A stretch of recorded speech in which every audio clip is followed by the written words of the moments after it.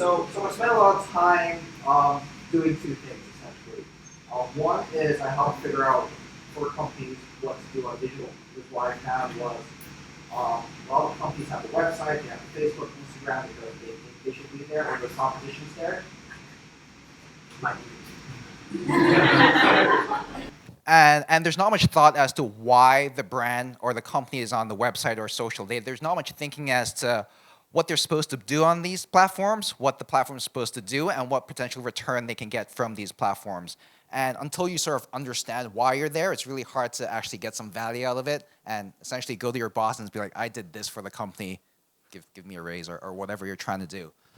The second part I really help a lot of companies do is create content. So what happens a lot, especially in Hong Kong, is companies do one of two things. One is they'll give a nice camera or an iPhone to the youngest person and tell them to capture content, or they have money and they go to a big agency to help create content on a regular basis, which is very expensive.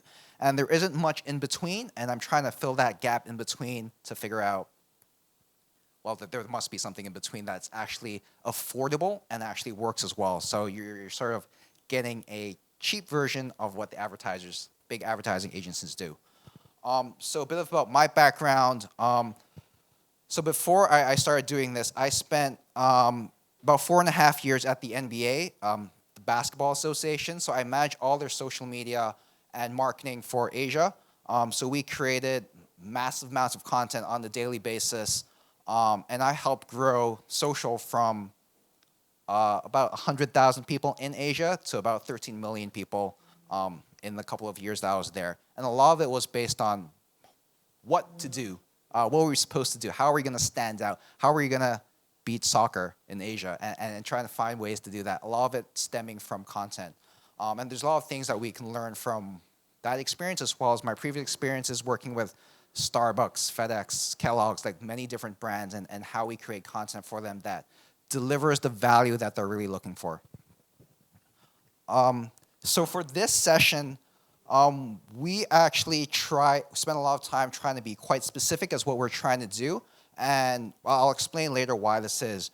This session is really for people who have a basic understanding of social media, so not people who really are like, oh, we should do this, but I haven't spent much time thinking about why we're there or what we're trying to do. At least a basic understanding of how Facebook and Instagram is different.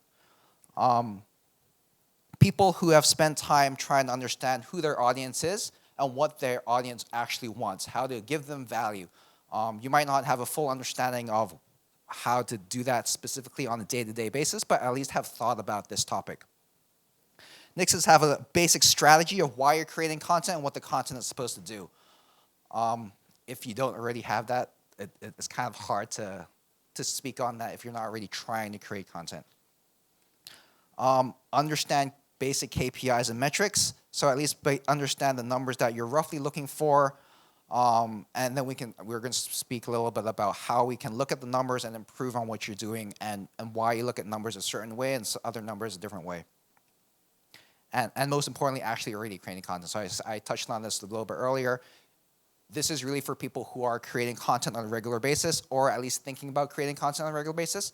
And a lot of this is going to be focused on how you spend time looking at content in a slightly different light, and how you can improve what you're currently doing, so then you're actually getting some value out of it, and you're constantly improving what you're doing. So over time, maybe it takes a month, maybe it takes 3 months, but constantly doing this will allow you to create really good content 6 months down the line.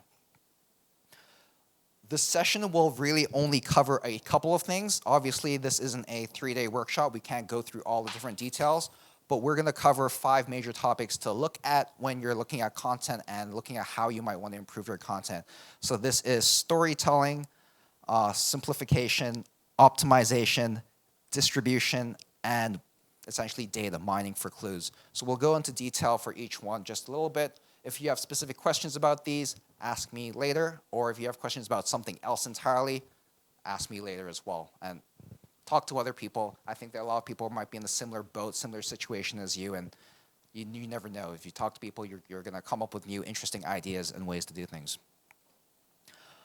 One more point before I start is good content, having a basic understanding. And to me, this is what basic understanding means.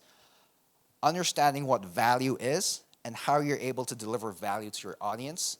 If you're creating content for the sake of creating content, you usually aren't going to get much return out of it. Understanding you're creating content for specific goals. Again, this speaks to you're not trying to fill space, fill time. You're doing it because you're trying to help the business do either improve their branding, increase their awareness, get people to click on your website, get people to buy stuff. You want to actually do one specific thing. Otherwise, it's very hard to understand whether your content is working or not working.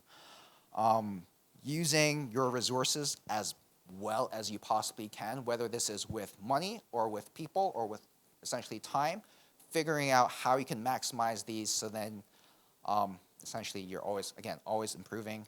And then using data. Data is one thing that is quite an interesting topic and can be a topic all by itself. And we'll touch on this a little bit more near the end, but at least having an understanding of data is as key is going to help. So we can start.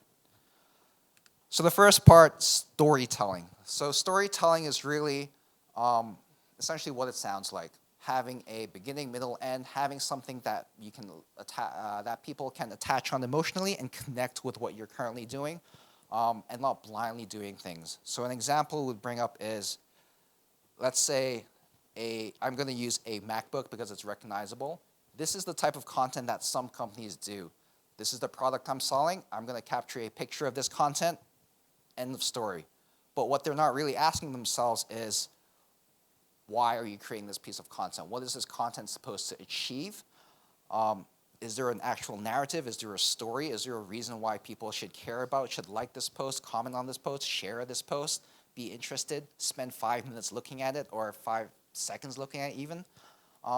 And understanding whether there are ways that you can quickly improve a piece of content or not. I'll go through a couple examples, but the real goal here is just look at one product and look at different ways we can tell a story by adding 1 or 2 elements. In this case here, a question I get quite a lot is, I understand how you can create stories with text and with videos, but it's much more difficult with a photo. It's a static image. How can we add more interest to a static image? And there's different ways that you can do this. If you spend a little time, 5 minutes, thinking about what you're trying to do. So these are just some examples. One, it's the same product for all these examples. One is adding a location. So all of a sudden, it's not just a static image, but there is a bit of a story as, why is this MacBook on a bed? Oh, all of a sudden it's not very direct, but you can start thinking about, oh, it's a portable device. It's a device you can use in multiple locations, rather than here's a static product image of a shot. Another way you can look at it is to actually use the product's screen, add a bit of color, add a bit of dynamic light. This also adds just a little interesting element to it, and you can look at this in different ways. You can either look at having an interesting desktop background or a screensaver that brings a little bit more as to what people can do with it. Another way to look at it is, let's say you're selling data. You can have a screen of just coding or an Excel spreadsheet or Final Cut. There's ways to add little bits of story by little elements, and this is really just essentially using your product as you're supposed to do, rather than just posting a picture of it. Another way you can look at it is, let's bring in props. How can we add a bit of story in terms of what the type of person using the product is like, or what they will also be interested in.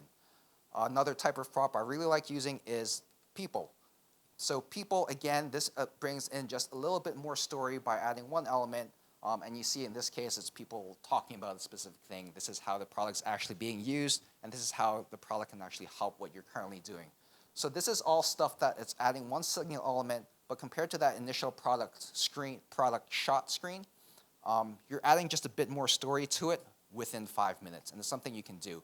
But just what else you can do is sort of spend a bit more time. You can add 2 elements to it. And these are some examples of essentially that. There are ways to introduce many different things. And an example I also like to use is if you look at a lot of F&B brands, for example, or let's say a restaurant, there's a lot of shots of what is considered like a PR image of a beauty product shot of what it is, but there isn't much thought as to how we can add a bit more story into this. And this can be used by just introducing hands, for example, to make it look more crafted. There's more thought put into why we're creating these things. Or the idea of adding motion. So instead of having a glass of wine, pouring something from a carafe into a glass makes it a little bit more exciting. And again, doesn't take much time to think about it. It just requires you to at least have that concept of, oh, how can I improve this in a very simple, elegant, and quick way? The other part is adding life to text. So this is something that is quite interesting to me. So I had a psychology degree, which isn't really related to what I do, but I learned this in psychology. There are two scenarios. The way that people think about certain things, there are ways that you can help people, push people further along, or make things more realistic depending on what it is. And people they don't correlate to statistics very well, and you'll see this in examples. So two scenarios here. What is more likely? World War III happening or Trump doing something really stupid and then World War III being a result? Usually when you ask this question, what happens is, even though the probability of A happening is higher because it's a blanket statement, people think B is more likely because it's more relatable and it's more current to what's happening. So they usually think B is more likely. But what's interesting here is how you can add little elements to spur people forward and push people to relate a little bit more to the content that you're doing by adding some more context to what you're trying to say. So an example of this is kind of weird because some of the people are here, so one thing is, for example, where would you want to go visit with VR? A very standard kind of statement, but how can you add excitement? So depending on your company, what you're trying to do, you can add excitement using one word. So the one word I add here is the word escape. Because it adds a bit more excitement as to why you're trying to do something, why you're trying to escape to a certain place, why you're trying to go into VR. And that one word adds a bit more sense of what your company is about, what your culture is about, or why you're creating VR worlds in the first place. But you can go even further and sort of help people along, especially if you feel that the task you're setting is a bit more difficult and you want to set some examples. So again, thinking about VR, you can say, oh, Mondays are the worst. If you can escape anywhere in the one place, where would it be? Would it be Westeros, Mars, or dinosaurs, whatever it is? But what you're trying to do is essentially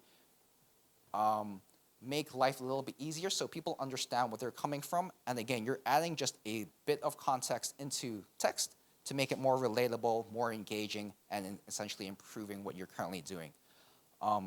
What's good about this is, again, it just takes a couple more minutes. And it's always thinking about, can I improve this in the next 5 minutes? If you can, you should definitely do it. If you can't, maybe you're already at that point where you're already creating decent content. The next part is simplification. And this is a problem I see quite a lot with content. So this is something that came up a couple weeks ago. So this is quite standard as to what a lot of companies try to do. They try to do a bit too much.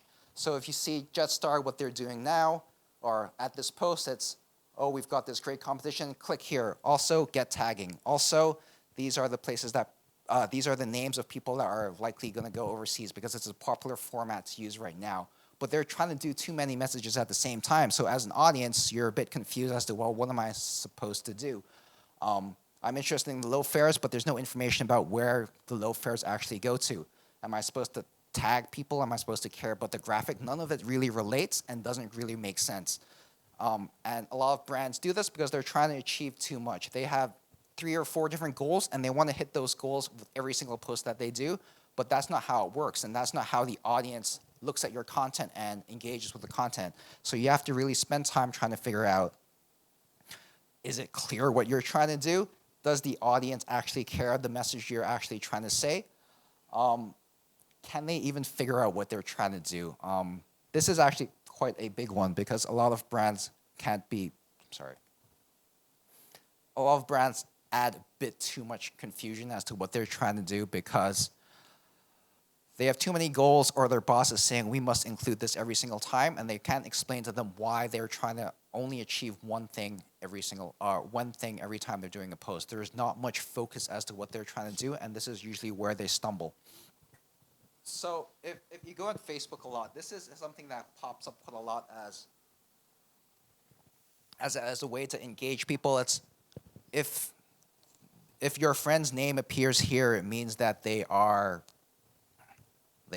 really naughty. It's really stupid, but a lot of brands are doing this because it seems to work with really younger people. Um, maybe maybe you haven't been tagged in this type of post. Um, but yeah, people, it's quite popular right now, and it's not good content, but it's people are just sort of tagging on to the popularity of this at the moment. And if you have when you look at the content, what's always really helpful as well is just thinking about, can I tell the same message by removing something, or does the message get worse if I remove something? And if you're able to remove something while keeping a very core subject and focus in place, then you should do that because less is usually more. So I've got a couple of examples of brands that have done the idea of simplification quite well, and these are varying different ways of applying simplification. So the first example here is with WWF. So what they did was they made they essentially latched onto the idea that emojis were popular at the time, and they wanted people to tweet particular emojis, and if they were, then and they signed up, then you can donate a very nominal fee to help wildlife essentially.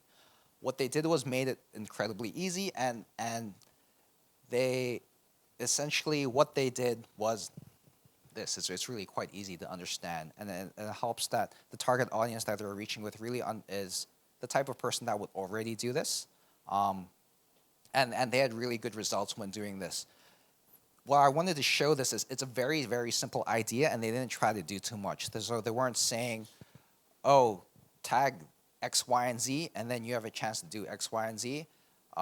It was just do one thing, donate money, done. They weren't trying to do more. They weren't trying to get you to watch this video first, or look at this other partnership, or come to this event that we're doing. They're just trying to do one thing. And because it was so easy, and we're going to touch on this later, they were very smart in the way they distributed this piece of content. They hit, I believe it's just over 500,000 retweets in a very short period of time. How would they get money from some of the tweets and that? I believe for this one, they worked with Twitter directly. So there's ways of measuring and making sure that they actually wanted to donate money and there wasn't a accident, if that makes sense. A second idea of simplification is, I'm not sure if you saw KFC's 11 Herbs and Spices. So they had an idea of the KFC Twitter account. They unfollowed everybody and they followed, I think it was 5 Spice Girls and 6 guys called Herb, because their famous recipe is 11 different herbs and spices. And what they did was they thought it was a cool idea and they just waited. They waited a couple of weeks for somebody to actually discover and look into the profile and be like, wait, this is kind of strange. Why are you following 5 Spice Girls and 6 different herbs? But what they did was, because it's an interesting way to use Twitter, once it was discovered, they made sure everybody knew about it. So they went to different publications to be like, hey, this guy discovered something really cool.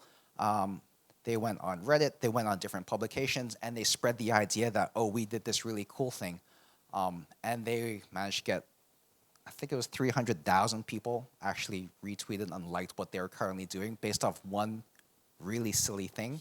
And they were in the news for, I think, like a 2-week cycle.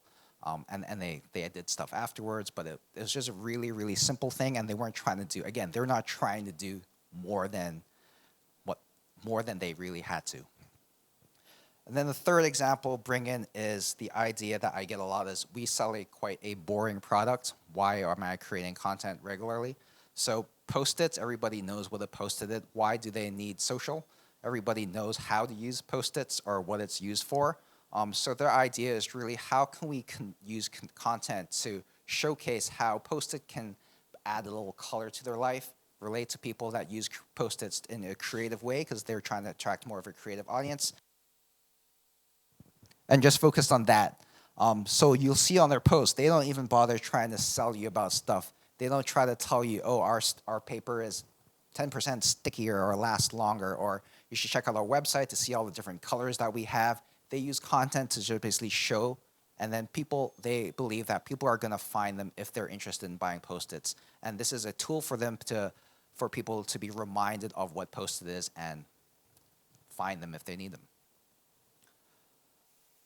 Finally, I think one thing that is missed quite a lot is understanding that there is a lifetime value for fans, and understanding that, yes, you might not be selling people on every single post, but you have the understanding that if I have a fan, this person is worth X amount of money over a 5-year period. You're going to make money in the long run if you understand that you just need to capture these people first and slowly build that trust and build that engagement over time, and the money will eventually come rather than sell, which really turns people off. Optimization. This is an interesting topic in that a lot of companies do this wrong, and a lot of companies try to attempt this when they really shouldn't. So I have an example here. I've blacked it out because it's a local company. You might identify them in case they were here. This is something that they did. So this was on Twitter. The post is what should everyone be looking forward to in 2018? Here is the list that you can't miss. There is no list.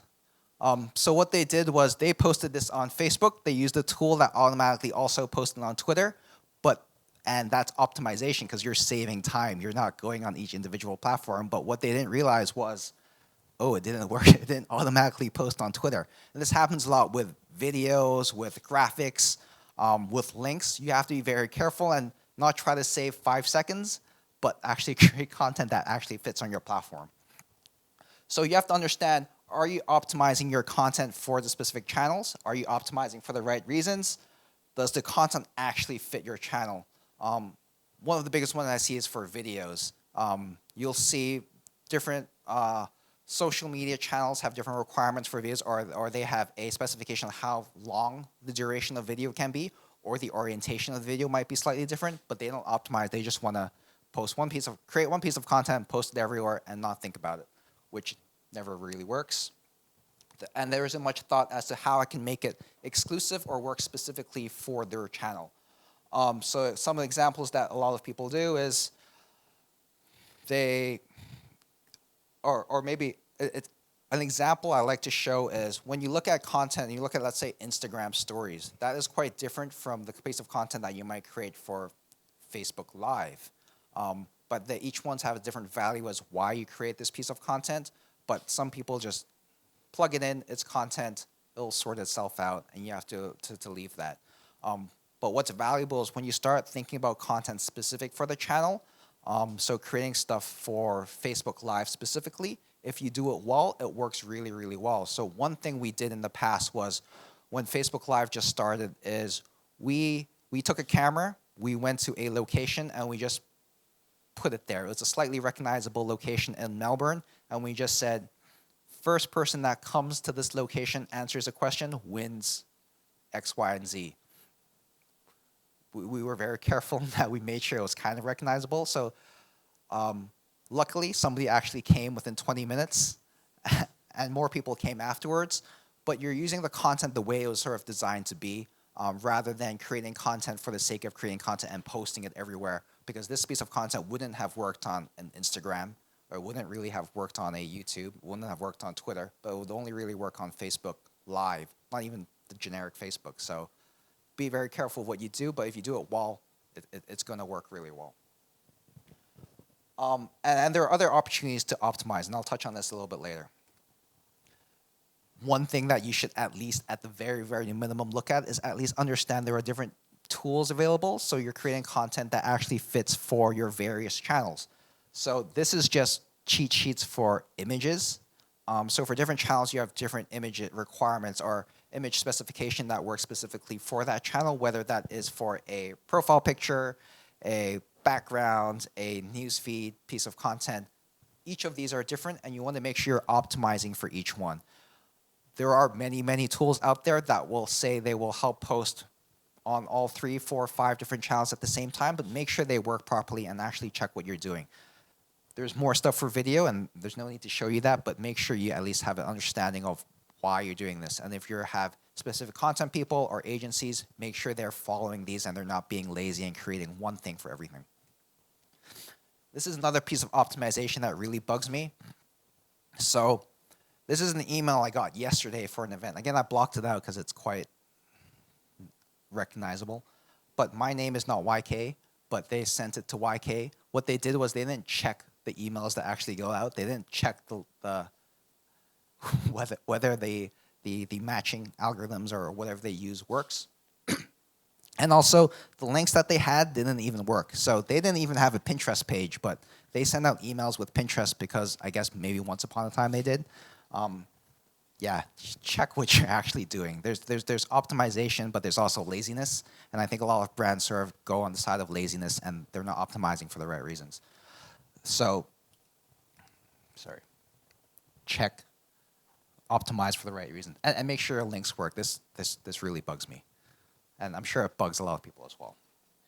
The last part in optimization I'm going to touch on is how you organize potentially social media teams, because I get asked this a lot. Whether you are a one-person social media team or a two-people team or a three-people, four-people team, depending on what social goals you're trying to achieve or how much you value creating content and using social, there are different ways to look at how you organize and structure different teams. Obviously, this is different depending on what your company is trying to do, what you're trying to sell, or how much you value content. But this is at least a framework of how I would split different teams depending on how big they actually were. There's many different ways of looking at content on optimization and maximizing what you're getting out of your 1 employee, 2 employee, 3 employees. This will be very different depending on what you're trying to do, but at least gives you an idea of there's different ways to think about it. Social isn't just one thing. It's many different things and many different opportunities as a result. Distribution. So there are many companies out there that actually create really good content, but content kind of gets stalled and doesn't deliver because there's not much thought as to where this content is and who actually sees the content. So it doesn't matter if you create the next coolest viral video that's definitely going to be hit if nobody actually sees it. And there isn't enough time spent as to figuring out where your piece of content needs to live. And it's not just your own assets. So having an understanding of where your content sits, if it's on your own platforms, and understanding who would actually resonate with a piece of content can help you figure out where you need to talk or who you need to talk to, who you need to partner up with to make sure you're reaching a much wider audience and that you're growing as a result of it. Understanding the collaborations is probably the biggest part. And you'll see a lot of, if you spend a lot of time on Instagram, for example, especially if you look at the sphere of influencers that are out there, they're really all a circle of friends. And they're basically all just essentially constantly helping each other build their brand and growing. And as a company, you sort of need to think in this very similar fashion to grow and to reach a wider audience with your content. So I've broken this down into 2 steps, and this is really based on how much time and resources you're able to put into defining distribution channels, but this is something that you have to spend some time doing at least. So the first is communities. So when it comes to communities, if you know who your audience is and you know that they're a very specific subset of people, so is it fitness people or is it very health conscious people, it's going into these different communities and sharing your piece of content there because it's actually relevant to what they have and they're going to see value into what it is. So instead of waiting for people to discover your content accidentally, it's creating opportunities where the content reaches them. The second part is actually using publications. So it's essentially this is really PR, but spending a lot of time figuring out where your content sits in terms of traditional publications as well as digital sort of new age publications. What's really interesting, and if you change your mindset into understanding, is these publications are also dying from our content because they spend a lot of time thinking of content as well. If you're able to make their lives a little bit easier and create content specifically for them that also fits within your brand, they're automatically going to post it or they're going to very willingly share your content. And if they have a bigger reach, better for you. The third is similar visions. So this is really trying to find different companies that are in your similar sphere. So a lot of brands are a little bit scared about working with companies that are potentially perceived as their competitors, and that's understandable. But there's also slightly adjacent communities that you can sort of work to and work towards. So for example, there are a lot of nutrition companies out there, and they spend a lot of time working with different gyms or different influencers because they have a different type of audience and they can collaborate quite easily. So it's not forced collaboration in terms of I'm trying to just use you for your distribution. We're creating something interesting, or we're sharing things for each other that's interesting for our two different audiences, and you can grow in that way as well. If you have time, I would suggest you do these three things. If you have a lot more time or you have some help, I'll add two more. One is actually using influencers. So you'll hear a lot in terms of what an influencer is and what they're able to achieve, and there's different tiers of influencers, whether they're the traditional celebrities with millions plus followers, or you can go down to micro-influencers who, depending on your definition, could be people with 5,000 fans or 10,000 fans. There are ways, very easy ways to actually work with these people and create and have them share your content, or together work to create new content that works for both channels. The last is channels, and I know this seems kind of generic, but it's finding different opportunities, different new channels, or exciting new developments in channels to grow your content. So whether this is finding the next social media platform, so growing platforms or platforms you didn't probably think about before. So if you're a creative person using different platforms such as a Behance or different platforms that are slightly newer, or it's using your the existing channels and looking at the different tools that they have available and sort of tapping into these before they're essentially tapped out. So for Instagram, was using stories or using story histories and using different ways to basically catch on before other people are catching on. And usually, because the way that the social platforms are set up, they will promote people who you tap into these new features first because they want to promote it themselves, and you can sort of ride that wave. And this is really the last part, is how to look at data and how to really mine for clues. So data is a very, very interesting topic because everybody's trying to understand what big data is. And this is really only relevant for people that have really spent a lot of time creating content or have been around for a while, because you do need a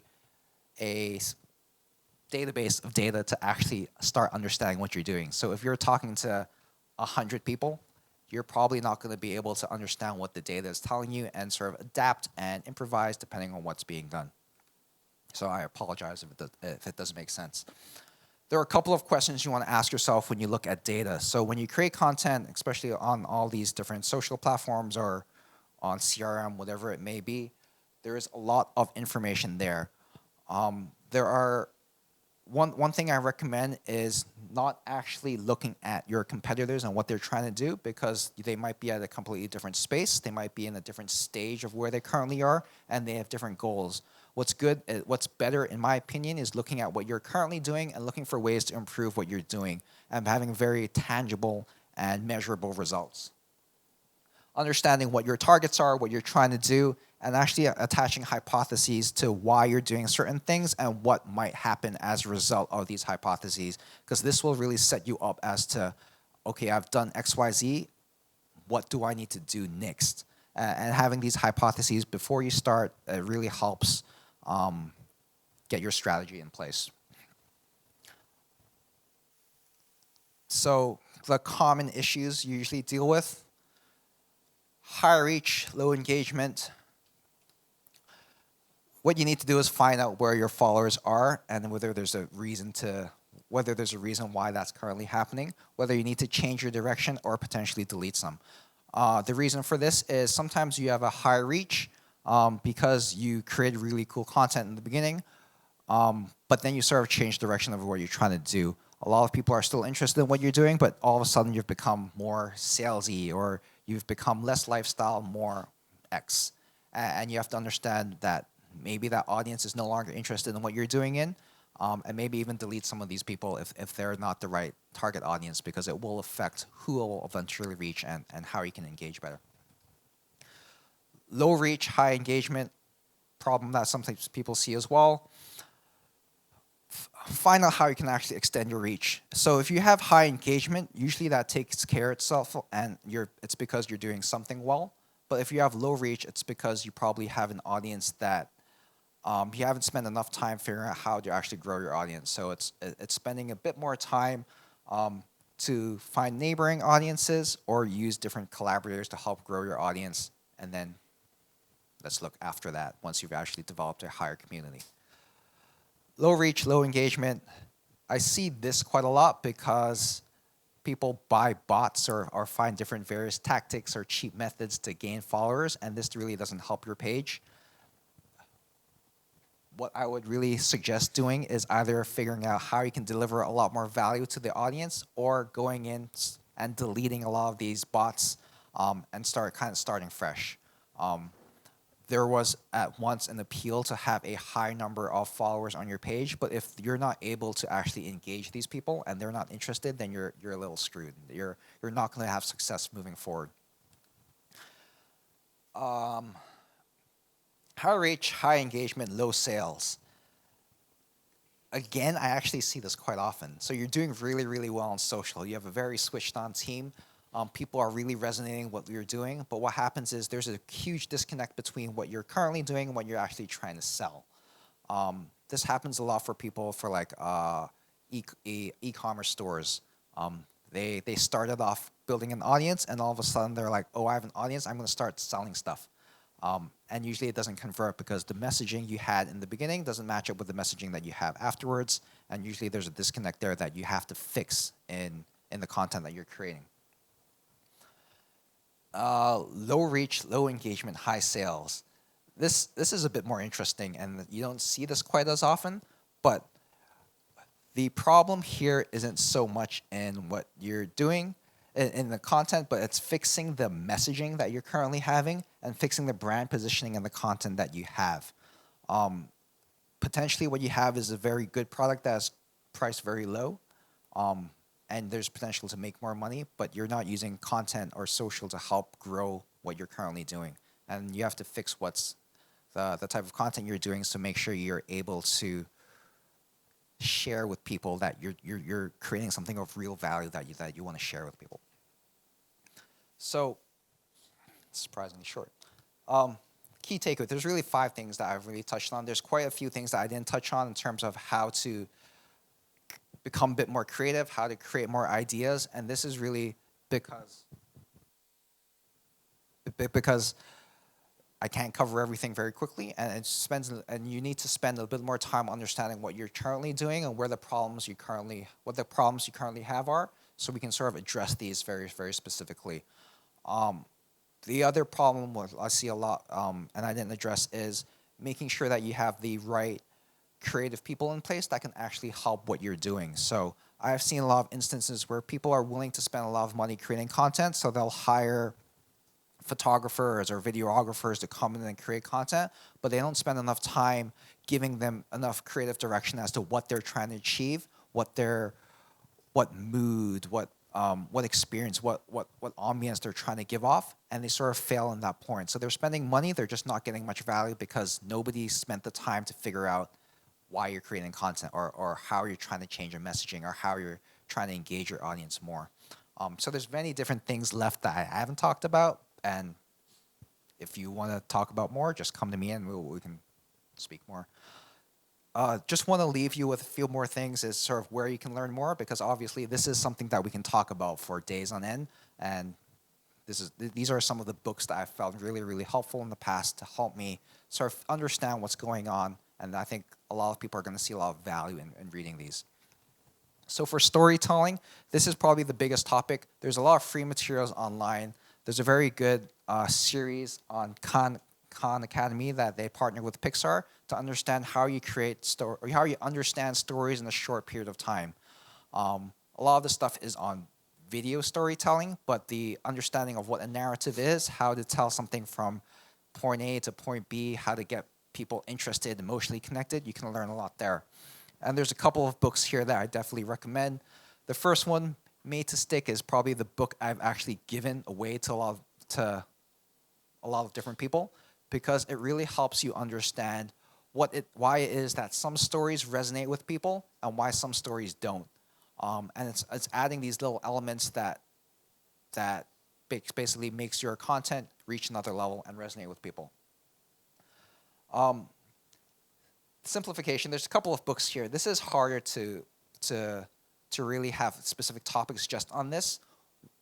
There's one book here, the first book on tidying up, which doesn't seem very relevant, but it's understanding why it's just one core idea that can sort of revolutionize and change the way you think about everything.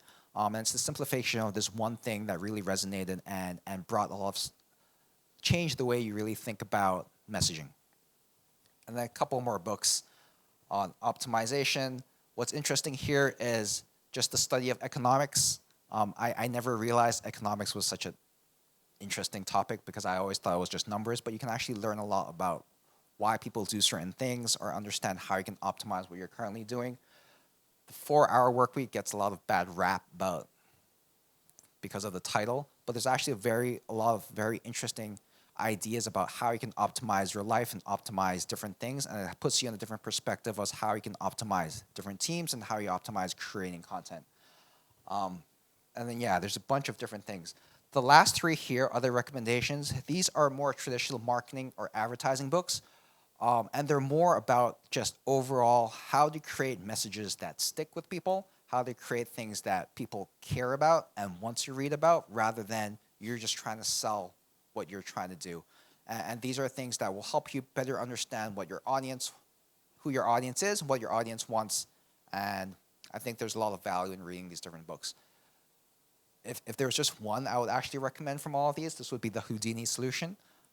So the Houdini solution is very interesting in that when it comes to creativity, everybody can be very creative and think very outside the box. His entire thinking is there's no point in being creative outside the box. Instead, you should think about how you can be creative inside the box. Because in the way that we work, we have budget restrictions, timing restrictions, resources restrictions. And if you're not able to create interesting ideas within these restrictions, it doesn't matter if you're creating a really cool idea if it costs $5 billion to execute. That's kind of pointless. Let's find ways to create ideas that is within your actual budget that you can actually run and actually do. And I think there's a lot of value in thinking in this way as well. So, yeah, that's basically it. Is there any questions about things you want me to touch on? Or yep. A lot of it, there's just not enough time to run through. I think email is a completely different beast, and you can spend hours talking about it. I think these guys know. But yeah.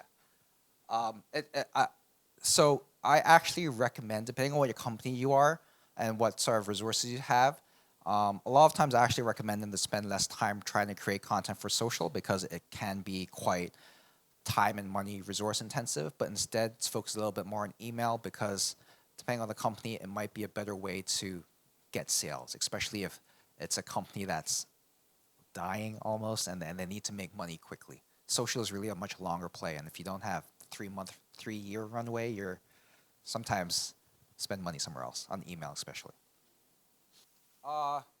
Yeah, so there's a tool I like using called Later. So it's literally later.com. You can use that to schedule your posts, but you have to be quite careful because the way that Instagram API is set, you can't do everything. So you can post stuff, but you can't, let's say, a lot of people like to post a comment immediately afterwards with a different hashtag so it doesn't clutter the feed.